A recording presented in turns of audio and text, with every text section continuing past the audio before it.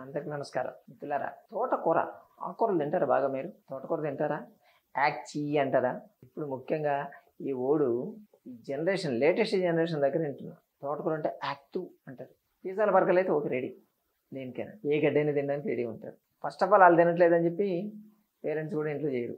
అంతే, ఇంట్లో నలుగురు ఉంటే ఇద్దరు యాక్టివ్ అంటే వీళ్ళు ఏం చేసుకుంటారు?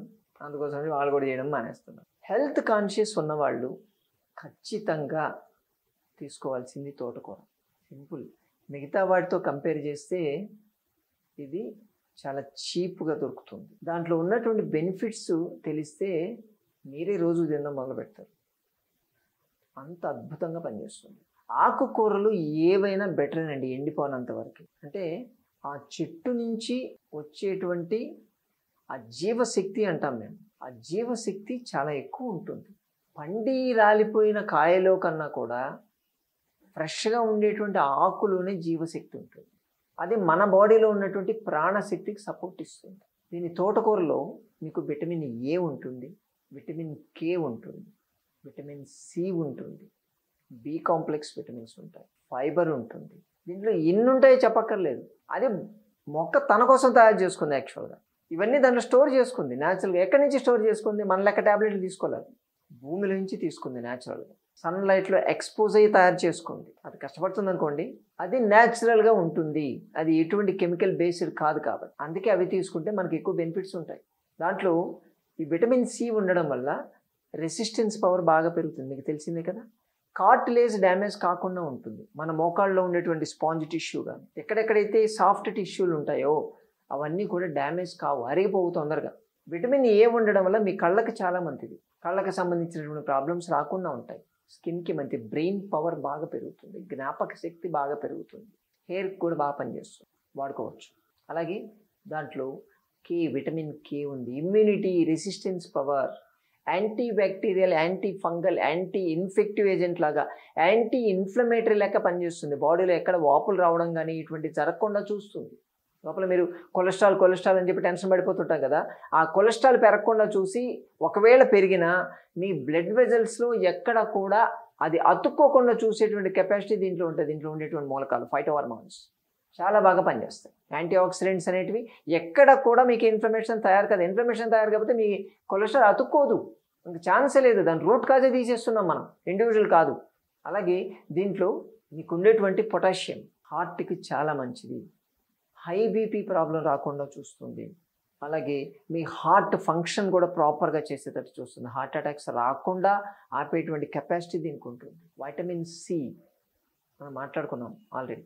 విటమిన్ సి వల్ల రెసిస్టెన్స్ పవర్ పెరుగుతుంది. ఆ విటమిన్ సి వల్ల మీకు ఇన్సులిన్ రెసిస్టెన్స్ తగ్గుతుంది. దానివల్ల డయాబెటీస్ కంట్రోల్లోకి వస్తుంది కదా. బాడీలో ప్రొడ్యూస్ అయ్యేటువంటి ఇన్సులిన్ ఎఫెక్టివ్గా పనిచేయగలుగుతుంది. సో ఇన్సులిన్ అబ్జార్ప్షన్ కెపాసిటీని పెంచుతుంది కాబట్టి ఇండైరెక్ట్గా ఇది మీకు డయాబెటీస్కి పనిచేస్తుంది. ఫైబర్ బాగా ఎక్కువ ఉంటుంది. ఇండైజెషన్, కాన్స్టిపేషన్, అసిడిటీ ఇలాంటి సింపుల్ ప్రాబ్లమ్స్తో పాటు కొలాన్ క్యాన్సర్స్ లాంటివి కూడా రాకుండా చూస్తుంది. ఇది తీసుకోవడం వల్ల మన బాడీలో గ్రీన్ బ్యాక్టీరియా బాగా పెరుగుతుంది. ఎంతకన్నా కావాల్సిందేముంది? ఇరిటబుల్ బౌల్ సిండ్రోమ్, అల్సరేటివ్ కోలైటిస్లు ఇటువంటి ప్రాబ్లమ్స్ అయితే అది చెప్పక్కలేదు. తీసుకుంటే జ్యూస్ తీసేసుకోండి, మీరు తోటకూర రసం తాగండి, మీ ప్రాబ్లం సాల్వ్ అయిపోతుంది. ఏం చేయక్కర్లేదు, ఏ మందు వాడక్కర్లేదు, అంత అద్భుతంగా పనిచేస్తుంది. అలాగే దీంట్లో మీకు ఐరన్ బాగుంటుంది. ఎవరికైనా సరే రక్తహీనత ఉంది అంటే వాళ్ళు ప్రతిరోజు తీసుకోవాల్సింది తోటకూర. తోటకూరను జ్యూస్ చేసి తీసుకోవచ్చు. ప్రతిరోజు కూర చేసుకోండి. ఉడికించేసి కూర చేసి పప్పు వేయొద్దండి, ఒట్టి కూర అంటే పుల్లకూర అంటారు. దానిలో కొంచెం ఉప్పు కారం వేసేసుకొని దాంతోపాటు ఈ వెల్లుల్లి వేసి చేస్తారు. డైరెక్ట్గా ముద్దగా అయిపోతుంది. ఎంత చేస్తే ఎంత ముద్ద అవుతుంది.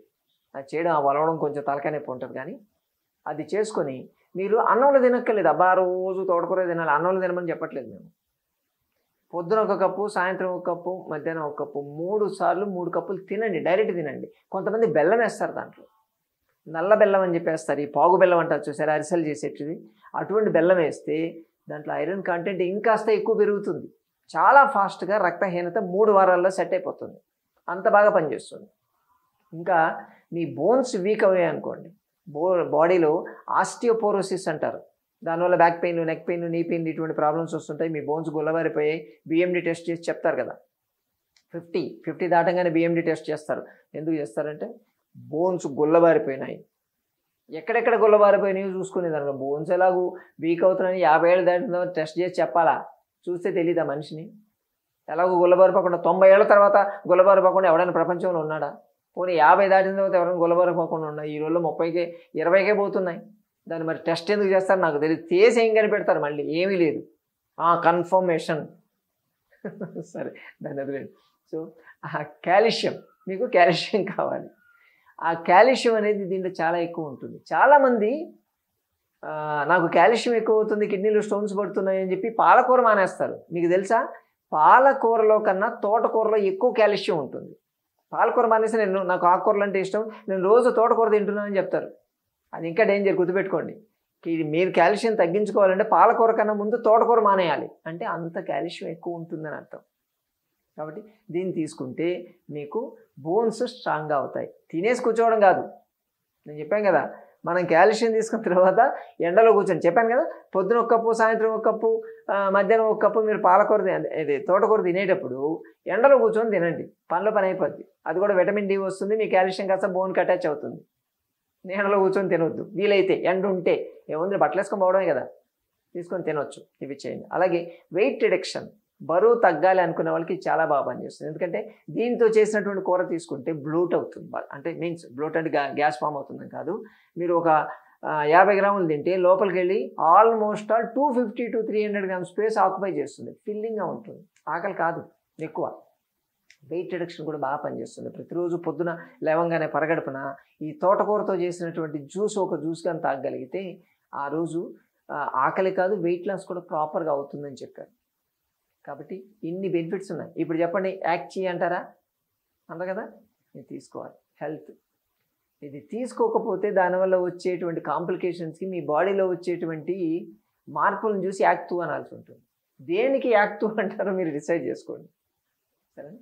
అలాగే ప్రతి సోమవారం, బుధవారం, శుక్రవారం, శనివారం 4 రోజుల్లో హైదరాబాద్ మధ్య బయటికి దగ్గర సంజీవని ప్రకృతి ఆశ్రమానికి రాగలిగితే ఇటువంటి మరి ఎన్నో విషయాలు మీరు తెలుసుకోవచ్చు. మీకు ఉన్నటువంటి ఆరోగ్య సమస్య గురించి స్వయంగా చర్చించి పరిష్కార మార్గాలు, చికిత్సా విధానాలు తెలుసుకోవచ్చు. మరోసారి మరో వీడియోతో మళ్ళీ తెలుసుకుందాం. నమస్తే.